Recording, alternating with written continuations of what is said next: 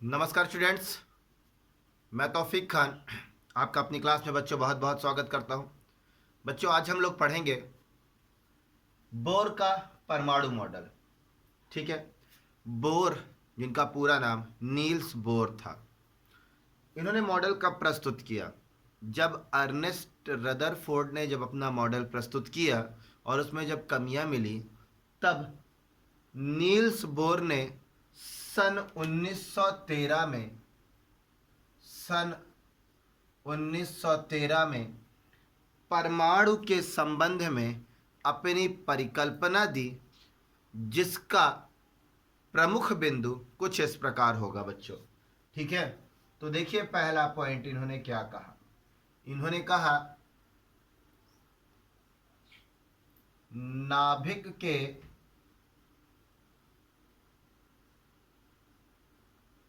बाहर चारों ओर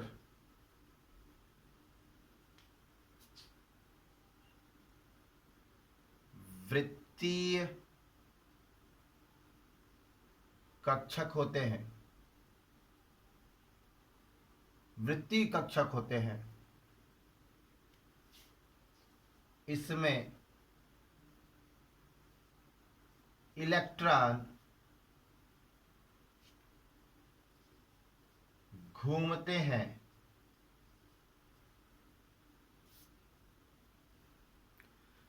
देखिए, नाभिक के बाहर, बेटा मैं इसको समझाऊंगा आपको। नाभिक, इस साइड बनाते हो, ठीक है। देखिए, ये नाभिक, नाभिक आपको पता है धनावेशित होता है। किसी परमाणु के मध्य में, बीच में एक सख्त पार्टिकल्स, एक भाग होता है जिसको नाभिक कहते हैं। ठीक है। इसका एक्सपेरिमेंट जो था, या इसकी खोज जिसको बोल दीजिए, वो अर्नेस्ट रदरफोर्ड ने ही कर दी थी। ठीक है। तो ये पता चल गया था कि परमाणु के मध्य में कोई एक शक्तिशाली भाग है जिसको नाभिक बोलते हैं। तो इन्होंने बोला कि नाभिक के बाहर चारों ओर, ऐसा चारों ओर वृत्तीय कक्षक होते हैं।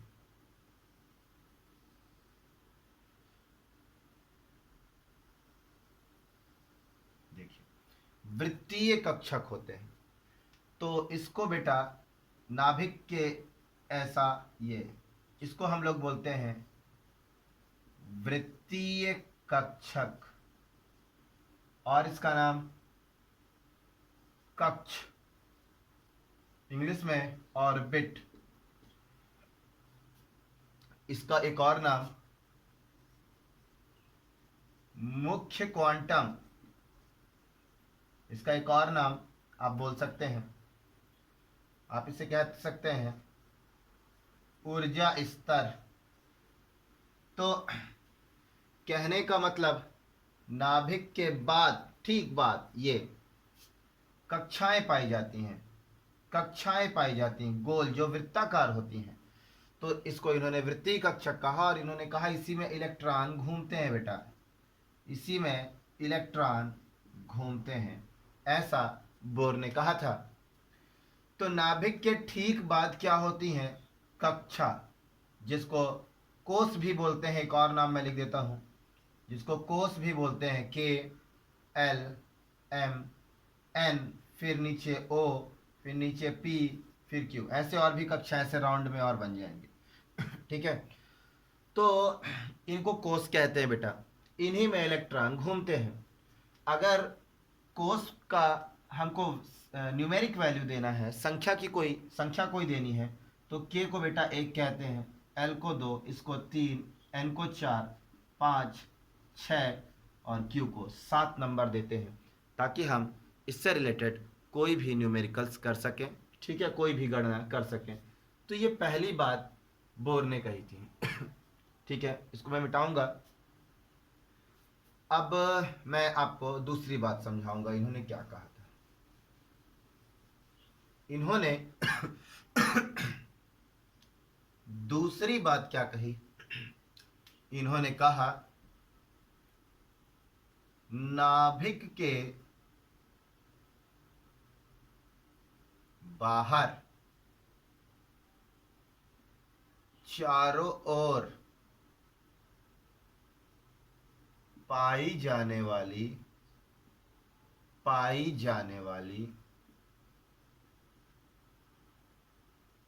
कक्षा की निश्चित ऊर्जा होती है। एक बात इन्होंने कही कि नाभिक के बाहर ये जो कक्षाएं होती हैं इनकी एक डेफिनेट एक निश्चित ऊर्जा होती है, ये बात इन्होंने कही। आगे इन्होंने इसी पर क्या कहा, इन्होंने कहा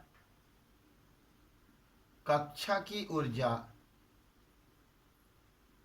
की ऊर्जा यानी कि E यानी कि एनर्जी, कक्षा की ऊर्जा h न्यू के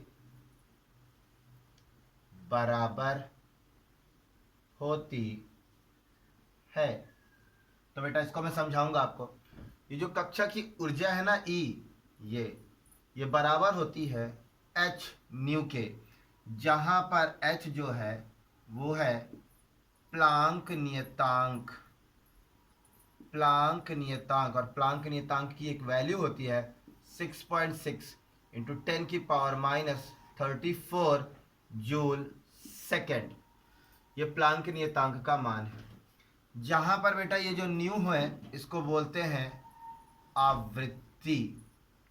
आवृत्ति। इसका मतलब वो जो कक्षाएं है ना, उस कक्षा पर इलेक्ट्रॉन का मूवमेंट कितने बार मूवमेंट कर रहा है, कितनी जगह पर उस जगह पर आ रहा है, वो आवृत्ति की बात करता है। ठीक है, तो इसको मैं एक डायग्राम से बताऊंगा आपको। देखिए, जैसे ये नाभिक है, नाभिक को धनावेशित, ये धन, एक ये अगला कक्षक, फिर ये अगला कक्षक, ये आप जानते हैं इसको K बोलेंगे, इसको L बोलेंगे, इसको M बोलेंगे, इसको N, फिर नीचे भी बोलेंगे KLMN O, फिर अगला, फिर इसी प्रकार एक गोला बनेगा। ठीक है, KLMN के बाद एक और गोला वो बनेगा O, फिर अगला इसी प्रकार गोला बनेगा वो P, फिर इसी प्रकार एक अगला गोला बनेगा Q। ठीक है, तो आप ऐसे बना सकते हैं, मैं इतना आपको समझा देता हूँ। तो बेटा इन्होंने ये कहा था कि ये जो नाभिक के बाहर कक्षाएं हैं ना, इन कक्षाओं की एक अपनी खुद की निश्चित ऊर्जा है। तो इन्होंने कहा हर एक कक्षक की जो ऊर्जा है वो h न्यू के बराबर होती है। दूसरी बात, इन्होंने कहा था नाभिक के बाद ये जो कक्षाएं, नाभिक के बाहर ये जो कक्षाएं होती है ना, ये K के बाद L, L के बाद M के बाद N, ये जो कक्षाएं हैं इन सभी कक्षाओं के बीच में निश्चित दूरियां भी होती हैं। ठीक है, इनके बीच परस्पर दूरी होती है, ऐसा नहीं कि सब सटे सटे होते हैं, इनमें पर्याप्त दूरी भी होती है, ये भी बात इन्होंने कही थी। तो देखिए, चूंकि बेटा अब इस फार्मूले को देखें, E is equal to H nu. ठीक है, तो हम एनर्जी की बात कर रहे हैं किसमें, किसी परमाणुओं में। तो आप जानते हैं कि परमाणुओं में कक्षाएं होती हैं, और अगर कक्षा है तो कक्षा को हम किससे दर्शाते हैं, n से दर्शाते हैं। कक्षा को n से दर्शाते हैं, अर्थात n is equal to KLMNOPQ। ठीक है, ये कक्षाएं हैं, इसको n से दर्शाते हैं बेटा। और K को 1, L को 2, M को 3, इसको 4, O को 5, P को 6 और Q को 7, ऐसी न्यूमेरिक वैल्यू भी देते हैं। ठीक है, तो चूंकि परमाणुओं में आगे कक्षाएं भी होती हैं, इसीलिए उसकी जो ऊर्जा है, एनर्जी है, ठीक है, तो ये जो प्लांक नियतांक और उसकी आवृत्ति है, इस पर हम लोग n का मल्टीप्लाई करते हैं, n का। ठीक है, n कोस को प्रदर्शित करती है। तो चलिए देखिए, इसको इसमें लगाते हैं। तो सबसे पहले मैं बेटा k के लिए बात करूंगा। k के लिए, अगर मैं k के लिए बात करूं तो k की न्यूमेरिक वैल्यू है 1, तो n की जगह पर हम 1 रखेंगे और h न्यू पर मल्टीप्लाई होगा तो h न्यू। ठीक है, तो k की एनर्जी का लेवल इतना है। दूसरी बात, l के लिए यदि हम देखेंगे तो क्या होगा, l न्यूमेरिक वैल्यू पर दूसरा है, तो n की जगह पर हम लिखेंगे 2h न्यू। देखिए, अंतर होता जा रहा है। इसी प्रकार m के लिए आप क्या लिखेंगे, m तीसरी है, तो आप n की जगह पर लिखेंगे 3h न्यू। और लास्ट में जो चौथा बचा है, चौथे के लिए आप n की जगह पर 4 लिखेंगे, 4h न्यू। ये n इसीलिए लिखा गया है क्योंकि हमारे पास कक्षाएं हैं परमाणुओं की। ठीक है, इसलिए n का मल्टीप्लाई इसमें किया गया है। ठीक है, तो ये मैंने आपको दूसरा पॉइंट समझाया। इसके बाद आप इसको लिख लीजिएगा। अब मैं आपको तीसरा पॉइंट समझाऊंगा। तीसरा पॉइंट देखिए बच्चों, इन्होंने क्या कहा। तीसरा पॉइंट एक बहुत बेहतरीन बात इन्होंने कही। देखिए मैं तीसरा पॉइंट लिखता हूं। इन्होंने कहा कि नाभिक के बाहर पाए जाने वाले पाए जाने वाले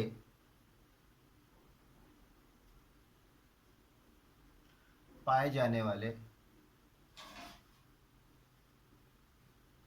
कक्षाओं में इलेक्ट्रॉन घूमते हैं, परंतु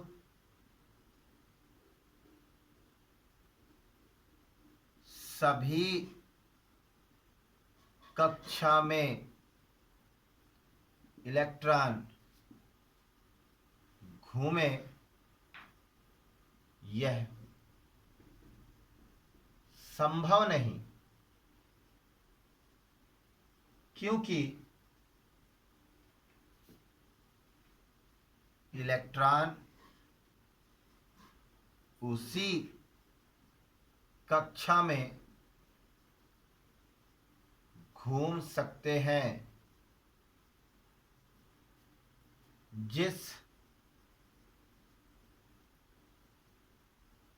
कक्षा में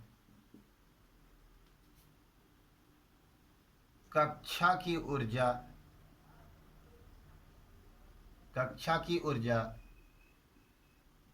इलेक्ट्रॉन की ऊर्जा के बराबर होगा। इलेक्ट्रॉन जिस कक्षा में घूमते हैं उसे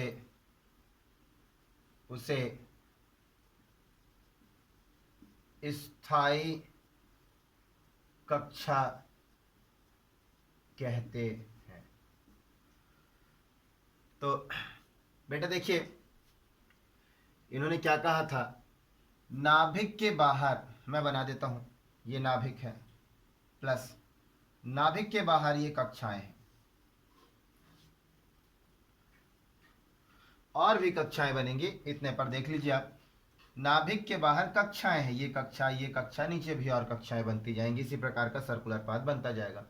तो इन्होंने कहा इसमें इलेक्ट्रॉन घूमते हैं, चलिए, लेकिन ऐसा नहीं कि सारे इलेक्ट्रॉन हर किसी कक्षा में घूम के चले जाएं। जैसे यहाँ का इलेक्ट्रॉन इसमें भी घूम ले, यहाँ का यहाँ घूम ले, अगले वाले कक्षा का पीछे घूम ले, अगले वाली कक्षा का और ऊपर घूम ले, ऐसा संभव नहीं है।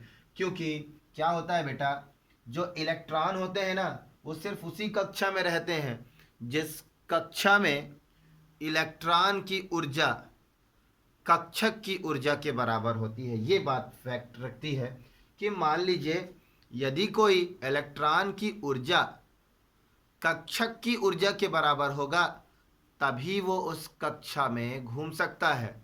अगर इलेक्ट्रॉन की ऊर्जा थोड़ा भी ज़्यादा हो जाए तो इलेक्ट्रॉन ऊर्जा ग्रहण करके उच्च ऊर्जा स्तर पर यानी हायर एनर्जी लेवल पर जाता है।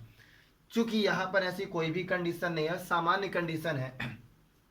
इस दौरान यहाँ पर जो ये इलेक्ट्रॉन यदि कक्षा में घूम रहे हैं तो आप बोलेंगे कि ये इलेक्ट्रॉनों की स्थायी कक्षा है। तो मैं आपको ये स्पष्ट कर रहा हूँ, ऐसा नहीं कि हर इलेक्ट्रॉन हर कक्षा में घूम लें, ये पॉसिबल नहीं है। ये तो पॉसिबल है कि इलेक्ट्रॉन कक्षा में घूमते हैं, लेकिन हर इलेक्ट्रॉन हर कक्षा में घूम ले ऐसा पॉसिबल नहीं है, क्योंकि इलेक्ट्रॉन उसी कक्षा में घूम सकते हैं जिस कक्षा में इलेक्ट्रॉन की ऊर्जा उस कक्षक की ऊर्जा के बराबर होती है बेटा। और साथ ही साथ ये याद रखिए, जिस कक्षक में इलेक्ट्रॉन घूमता है उसे स्थायी कक्षा या स्थायी कक्षक कहते हैं। तो इतने पॉइंट हो गए। अब मैं आपको चौथा पॉइंट स्पष्ट करूंगा इसका।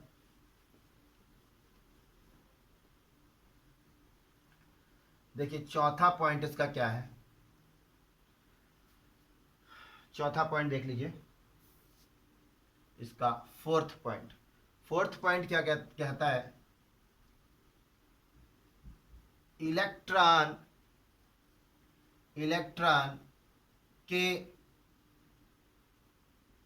कोणीय, इलेक्ट्रॉन के कोणीय संवेग, कोणीय संवेग का एक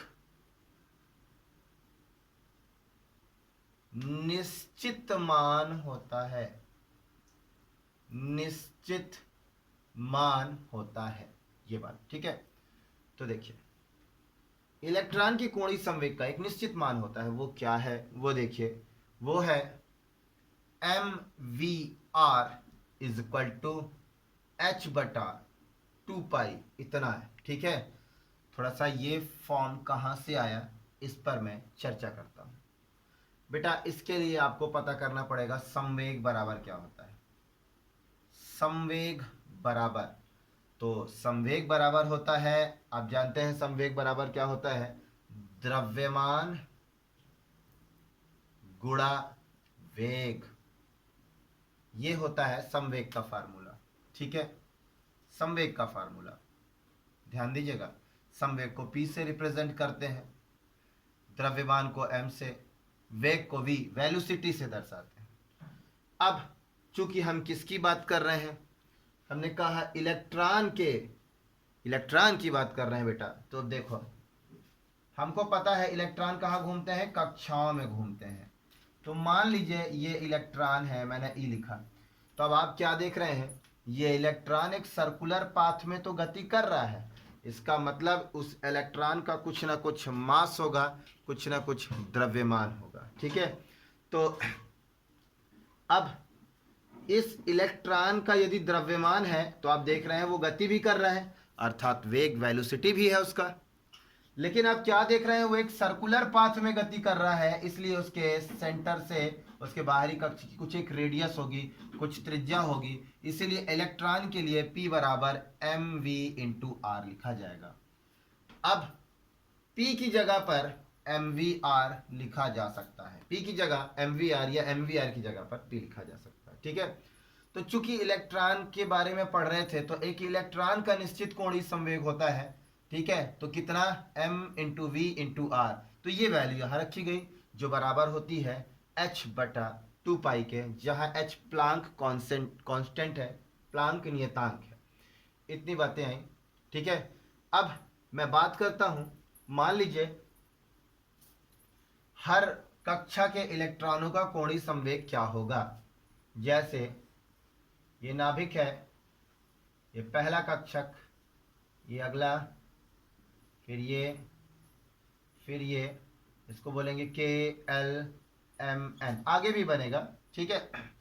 तो चूंकि बेटा mvr यानी जो संवेग हम किसके लिए पढ़ रहे हैं, इलेक्ट्रॉनों के लिए, और इलेक्ट्रॉन विभिन्न कक्षाओं में घूमता है, अर्थात अलग अलग कक्षाएं होती हैं, इसीलिए mvr is equal to n का मल्टीप्लाई, कोस, हर एक कोस के लिए हम बात करेंगे n इंटू h/2 पाई।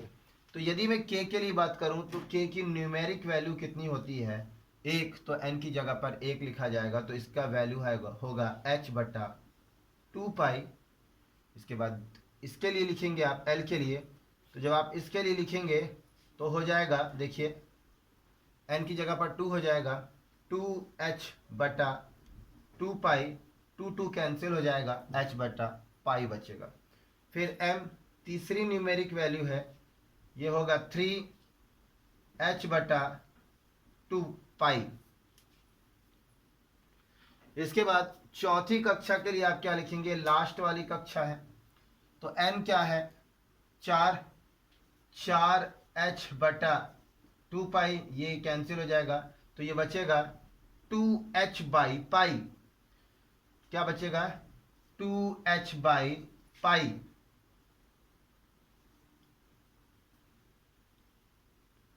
तो आपने क्या देखा, हर एक कक्षाओं के इलेक्ट्रॉनों का अपना एक कोणीय संवेग होता है। ये इतना टॉपिक हो गया बेटा। n के बाद O भी है, उसको भी आप निकाल सकते हो, P भी निकाल सकते हो और Q भी निकाल सकते हो, ठीक है ना। तो आगे चलते हैं, मैं अब आपको छठवां पॉइंट बताऊंगा, सॉरी पांचवा पॉइंट होगा, छठवां नहीं पांचवा। देखिए पांचवा पॉइंट क्या कहता है, तो पांचवा पॉइंट मैं आपको बेहतरीन ढंग से और समझाता हूँ। मान लीजिए ये परमाणु का नाभिक है, ये कक्षा है। बेटा जैसे मैं समझा दूंगा ना उसको वैसे ही लिख लीजिएगा, आपका नोट्स भी तैयार हो जाएगा। ये लिखा KLMN। आपने क्या देखा, पांचवा स्टेप में बता रहा हूँ बेटा। मान लीजिए इस जगह पर कोई इलेक्ट्रॉन है, इलेक्ट्रॉन यहाँ पे भी है, यहाँ पे भी है, यहाँ पे भी, कोई दिक्कत नहीं। अब क्या कर रहे हैं, इस परमाणु को आप बाहरी स्रोतों से क्या दे रहे हैं, एनर्जी दे रहे हैं, ठीक है, ऊर्जा दे रहे हैं। तो किसको दे रहे हैं, परमाणु को ऊर्जा दे रहे हैं। तो परमाणु ऊर्जा नहीं ले रहा है, बल्कि आप परमाणु को, तो देखो बेटा, क्योंकि क्या है, इलेक्ट्रॉन को तो चुन नहीं सकते ना हम लोग, किसी परमाणु को चुनेंगे क्योंकि परमाणु में इलेक्ट्रॉन है। तो हमने परमाणु को चुना, परमाणु को ऊर्जा दी। तो जब परमाणु को ऊर्जा देंगे तो उसके इलेक्ट्रॉन जो होते हैं वो ऊर्जा को ग्रहण करते हैं। तो मान लीजिए ये इलेक्ट्रॉन क्या है, ऊर्जा को ग्रहण कर लिया। तो अब इसकी एनर्जी तो ज़्यादा हो गई, कक्षक की ऊर्जा कम हो गई। तो ये इस कक्षक पर नहीं घूमेगा, बल्कि ये ऊर्जा को ग्रहण करके हायर एनर्जी लेवल पर जाएगा। हो सकता है एल पर रुके, हो सकता है एम पर रुके, हो सकता है एन पर रुके। मैंने कहा चलो एन पर ये आकर इलेक्ट्रॉन रुका, लेकिन कितनी देर रुकता है, सिर्फ 10⁻⁻8 सेकेंड तक रुकता है। 10⁻⁻8 सेकेंड तक रुकता है और इसके बाद तुरंत ये फिर वापस नीचे जाता है। तो जब ये नीचे जाता है तो इसकी ऊर्जा निरंतर उत्सर्जित होती जाती है, खत्म होती जाती है और ये वापस अपने उसी मूल कक्षक पर पहुंच जाता है। इस दौरान जब ये ऊर्जा को उत्सर्जित कर रहा होता है तो ये प्रकाश के रूप में प्राप्त होती है, ठीक है, लाइट के रूप में हमको देखने को मिलता है। तो इसका नोट्स आप कैसे बनाएंगे बेटा, इसके लिए आप बोलेंगे नाभिक के बाहर जो भी परमाणु जो भी परमाणु है, ऐसे बोलेंगे आप, नाभिक के बाहर जो वृत्तीय कक्षाएं पाई जाती हैं, वृत्तीय कक्षाओं में जब इलेक्ट्रॉन किसी बाहरी स्रोत से ऊर्जा को ग्रहण करता है तो इलेक्ट्रॉन उच्च ऊर्जा स्रोत पर जाता है, और जब उच्च ऊर्जा स्रोत पर जाता है तो सिर्फ 10⁻⁸ सेकेंड रुकता है, और रुकने के बाद वो जब वापस लौटता है तो ऊर्जा को उत्सर्जित करता है और वो ऊर्जा प्रकाश के रूप में प्राप्त होती है और इलेक्ट्रॉन वापस अपने उसी कक्षक पर पहुंच जाता है। ये था बेटा बोर का मॉडल। और इन्होंने एक और बात कही थी, आपने सुना था, ठीक है, एक इसका लास्ट पॉइंट है। इन्होंने एक बात और कही थी, 5 हो गया, ठीक है, इसको मैंने समझा दिया, आप इसको ऐसे लिख लीजिएगा। इन्होंने 6वां पॉइंट कहा था, इन्होंने कहा इलेक्ट्रॉन कक्षा में घूमते हैं तथा ऊर्जा उत्सर्जित नहीं करते। ये बात इन्होंने कही थी। इन्होंने कहा था इलेक्ट्रॉन कक्षा में घूमते हैं लेकिन ऊर्जा को उत्सर्जित नहीं करते, ठीक है, यही बात उन्होंने कही थी। रदरफोर्ड ने, उन्होंने कहा था ऊर्जा उत्सर्जित करती है। उन्होंने कहा था कि जो इलेक्ट्रॉन होते हैं वो ऊर्जा क्या करते हैं, उत्सर्जित करते हैं और नाभिक से दूर जाते जाते हैं, दूर जाते जाते हैं, ठीक है। तो एक टाइम आएगा ना कि ऊर्जा खत्म हो जाएगी और वो वापस फिर से आकर नाभिक पर गिर जाएगा, परमाणु खत्म हो जाएगा। तो बात क्या हुई थी, तो इन्होंने बताया कि इलेक्ट्रॉन कक्षा में घूमते हैं, उस दौरान ऊर्जा की हानि नहीं होती, अर्थात परमाणु स्थायी बना रहता है, ठीक है, नष्ट नहीं होता। तो बेटा ये था बोर का परमाणु मॉडल। ये आपको सेशन कैसा लगा, कैसी आपको क्लास लगी, इसके बारे में आप कमेंट बॉक्स पर जरूर बताइएगा। साथ ही साथ अगर नए हैं तो सब्सक्राइब बिल्कुल कीजिएगा। धन्यवाद।